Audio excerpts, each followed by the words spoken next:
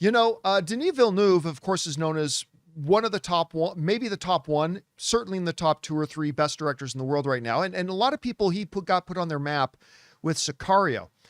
Well, Josh Brolin just came out and said that Sicario 3 is actually going to be happening. This is what the folks over at Deadline had to say. They said, after nearly a decade, CIA officer Matt Graver is still waging his war against Mexican drug cartels in Taylor Sheridan's Sicario cinematic universe. Josh Brolin, who starred as Matt Graver in Sicario 2015 and Sicario Day of the Soldado 2018, recently revealed that a third installment in the Sheridan-penned action thriller franchise is happening in the near future. All right. Couple things that should be sort of mentioned here. Number one is that this is not an official green light announcement. I mean, just because an actor says, yeah, we're putting this together, don't forget at some point, a studio actually, the people paying for it to happen at some point have to say, yes, go ahead and do it. And right now we don't have an official green light on that, but Josh Brolin has said they're rolling ahead and doing it. Now I have 2 different thoughts about it. Number one, while I did not love Day of the Soldado, I'm going to admit, I didn't love that one. I do love Sicario. So I'll be down for them taking a third swing at it. I totally will be. But my second thought kind of is a surprise, because regardless of how well and how fondly we remember the Sicario movies, the reality is they didn't do much at the box office. Like the first Sicario made 46 million domestically, made 84 million worldwide. 84. And then Sicario Day of the Soldado, the follow-up, made less. Made $75 million. Remember guys, we're not talking about opening weekend. We're not talking about domestic. We're talking worldwide grand total, 84.9 million and 75 million respectively. So, guys, I am absolutely all for seeing another Sicario movie. But I do have to admit, I'd be kind of surprised if a studio actually says they're going to give it a green light, because I don't know that I see the financial model for it. And I don't know how you can go into a boardroom and make the pitch that this will be profitable for the studio, because the other ones, I believe the budget of the first one was 30 million. And I think the budget of the second one was only 35, but can you do that with the third one? Who do you get to direct it? I don't know. So Kristian, I guess a couple of questions for you would be, do you think this is a good idea to do another Sicario movie? And what do you think the chances are that it actually does happen? So many variables that go into that question, though, right? Because you got the first side of it is, Josh Brolin's been talking about Sicario 3 for quite a bit. I don't know if this is true or not, but my guess is he's probably a producer of it. So he's probably going to say, after third movie, he's probably going to be a producer and get a producer credit. So he's like, we're making it happen. Now, the question is going to be, who are they going to get on board? Because the stock in Sheridan has risen dramatically since 2018. Yeah. So that's probably the selling point for what they're doing. Now, who's the studio that's doing it, John? Is it Paramount? I don't know. I don't know if anybody's picked it up. I don't know. Well, I can't remember who originally. The original first 2.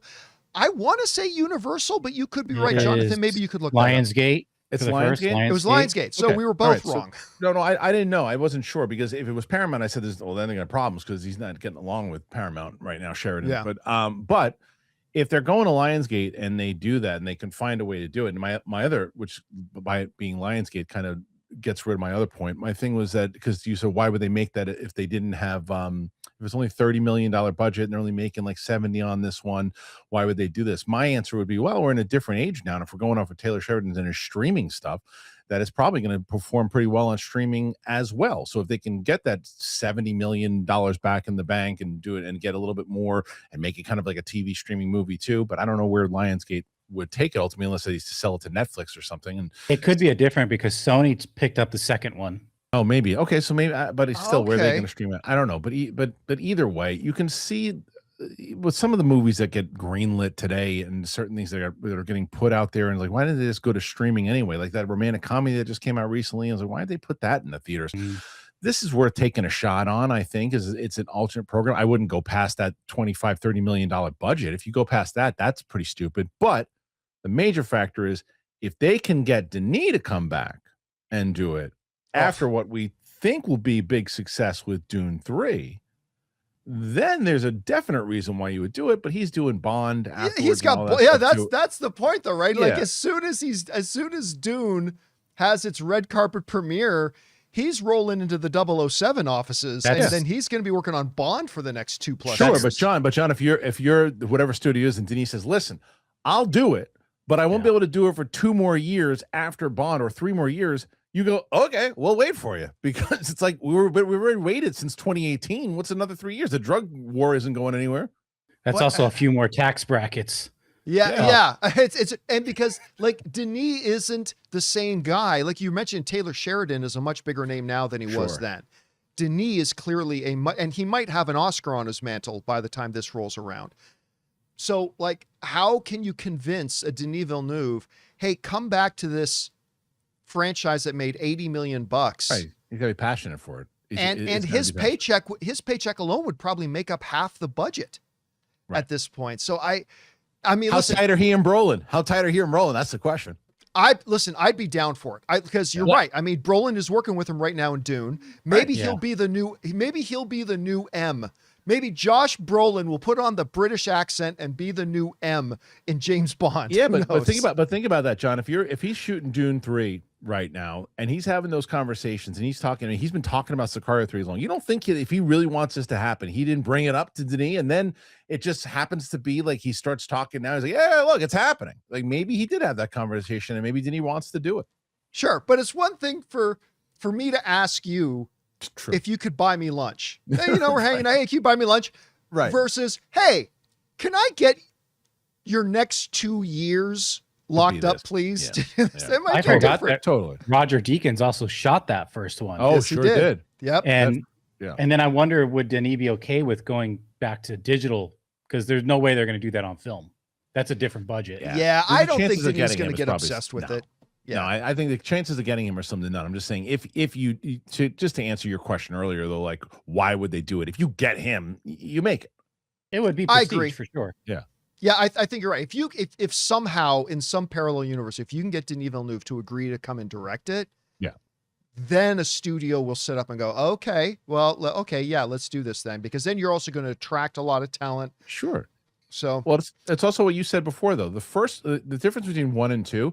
2 is fine. 1 is special. Yeah, it is. Yeah. And that ending. Oh my God, that ending. The best. Yeah. It's the best. Anyway, guys, question is for you. What do you think about this? Josh Brolin is saying, we're going to do Sicario 3. I mean, he's not the one writing the checks for it, so we'll have to hear somebody who will step up and say that. Under what circumstances do you see it actually happening? Would you be interested in it? Whatever you guys think, jump down into the comment section below and let us know your thoughts.